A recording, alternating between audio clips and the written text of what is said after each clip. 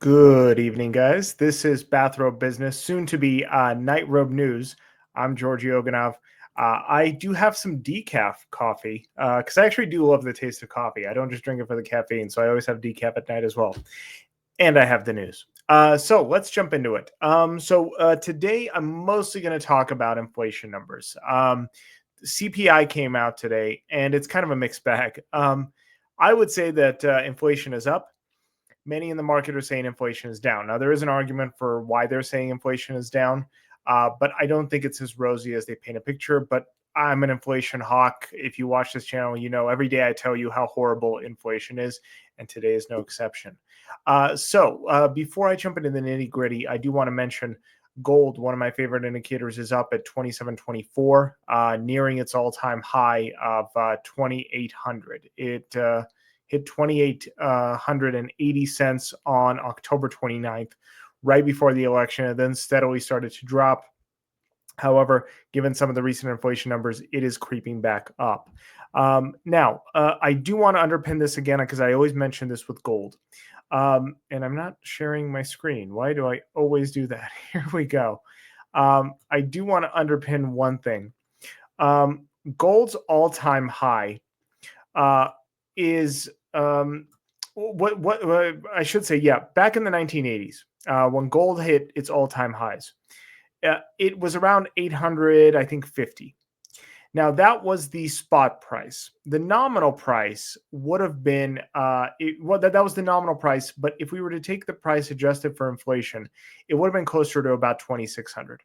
So why that's important was 2,600 was this magical number that if gold exceeded that number, we were in trouble because that would have meant that the inflation we faced over the last 4 or 5 years, depending on where you draw the lines, was greater than the inflation that happened during the Carter administration, during the Iran-Contra issues, during the oil embargo issues, all the stuff that came in the 70s and 80s.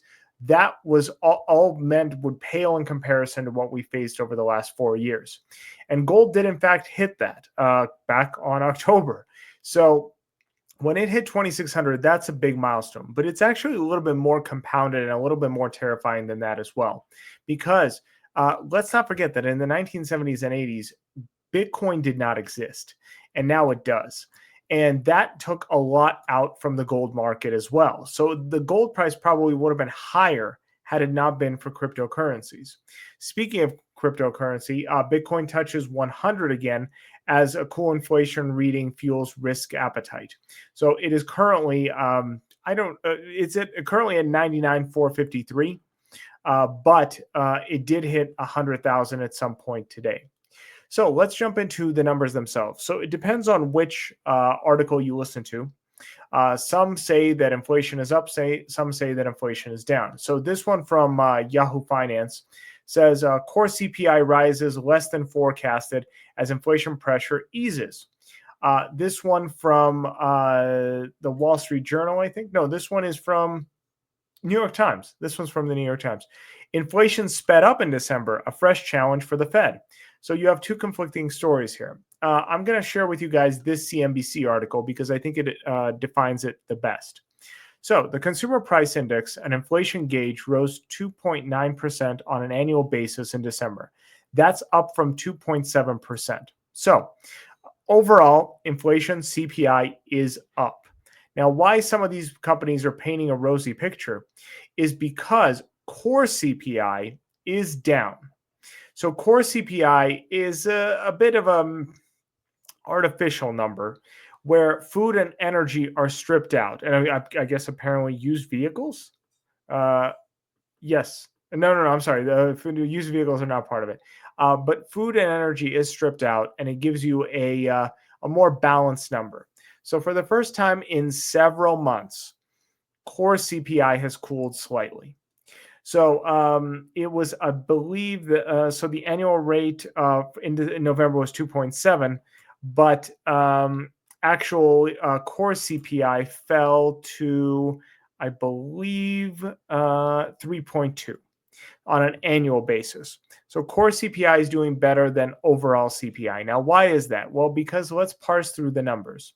So why I like this CNBC article is it's talking about individual items on their own. So eggs kind of led the pack with a 36% increase in the cost of eggs just in the month of December. That's pretty darn bad. Juices, drinks were up 12%. Uncooked beef, roasts, dried beans, literally every single grocery item was up. Energy as well was up about 4.9% as well as electricity. But there's even other stuff in here like college textbooks, airline fares, used cars, which are back up again. They started to tick up once again. So overall, these numbers are all up. Now, the argument here is that, well, those items aren't part of the core CPI, so therefore it's good. However, I would argue quite the opposite, simply because these are the items we buy the most. Everybody's got to eat. Everybody's got to heat their house, especially in the winter, and everybody's got to survive. So the costs of what we buy on a daily basis are still up. Now, it's not a surprise that I'm going to share this article with you. And I've got to make sure it doesn't start playing because Fox Business, I like their news articles, but everything is video, and it plays the second you click on their article. So this article, it talks about how the last year has been incredibly difficult for small businesses. So there was a study conducted where 100,000 financing companies submitted to BizCredit. This is the company that did the actual survey. And it showed a sharp decline in earnings of small business towards the end of 2024. Earnings were okay in the first part of 2024 up until July, but then they continued to plummet. And it brings up inflation in this article. That's not a coincidence. We are a small business owner ourselves.